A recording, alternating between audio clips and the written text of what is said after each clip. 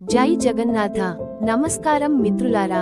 ఈ రోజు ప్రపంచవ్యాప్తంగా కోట్లాది మంది భక్తులు ఎంతో భక్తి శ్రద్ధలతో జరుపుకునే శ్రీ జగన్నాథ రథయాత్ర గురించి తెలుసుకుందాం. ఒడిశాలోని పూరీ క్షేత్రంలో వెలసిన శ్రీ జగన్నాథ స్వామి, ఆయన అన్న బలభద్రుడు, చెల్లెలు సుభద్రాదేవి ప్రతి సంవత్సరం ఆలయం నుంచి బయటకు వచ్చి భారీ రథాలపై గుండిచా ఆలయానికి వెళ్తారు. ఈ మహోత్సవాన్నే జగన్నాథ రథయాత్ర అంటారు. ఈ రథయాత్ర వెనుక ఒక అందమైన ఆధ్యాత్మిక కథ ఉంది. గుండిచా ఆలయాన్ని భక్తులు వృందావనానికి ప్రతీకగా భావిస్తారు. శ్రీకృష్ణుడు తన బాల్యస్మృతులను, గోపికలను, ముఖ్యంగా రాధాదేవిని స్మరించుకుంటూ వృందావనానికి వెళ్లాలనే సంకల్పాన్ని ఈ యాత్ర సూచిస్తుందని భక్తులు నమ్ముతారు.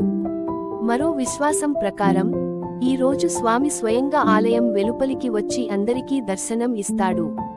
ఆలయంలోకి వెళ్లలేని వారు కూడా రథయాత్రలో స్వామిని దర్శించి ఆయన కృపను పొందవచ్చని నమ్మకం.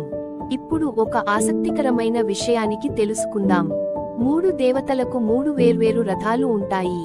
శ్రీ జగన్నాథ స్వామి రథం నందిఘోష, బలభద్రుడి రథం తాళధ్వజ, సుభద్రాదేవి రథం దర్పదళన. ఈ 3 రథాలను వేలాది మంది భక్తులు తాళ్లతో కలిసి లాగుతారు. రథాన్ని లాగడం ద్వారా భక్తికి ఫలితం లభిస్తుందని, పాపాలు తొలగి దైవకృప కలుగుతుందని విశ్వసిస్తారు. ఈ పండుగ మనకు మరో గొప్ప సందేశాన్ని కూడా ఇస్తుంది. భగవంతుడు అందరివాడు. కులం, మతం, ధనిక, పేద అనే తేడా లేకుండా ప్రతి ఒక్కరూ స్వామిని దర్శించవచ్చు. అందుకే జగన్నాథుడిని జగత్తునాథుడు అంటే ప్రపంచానికే ప్రభువు అని పిలుస్తారు. రథయాత్ర రోజున భక్తులు జై జగన్నాథ నామస్మరణ చేస్తూ రథాన్ని లాగుతారు.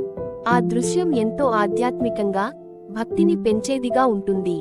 దేశ విదేశాల నుంచి లక్షలాది మంది భక్తులు ఈ మహోత్సవానికి హాజరవుతారు. ఈ పవిత్రమైన రోజున మనం కూడా భగవంతుడిని స్మరించి, మన కుటుంబం సుఖశాంతులతో ఉండాలని ప్రార్థిద్దాం. జై జగన్నాథ.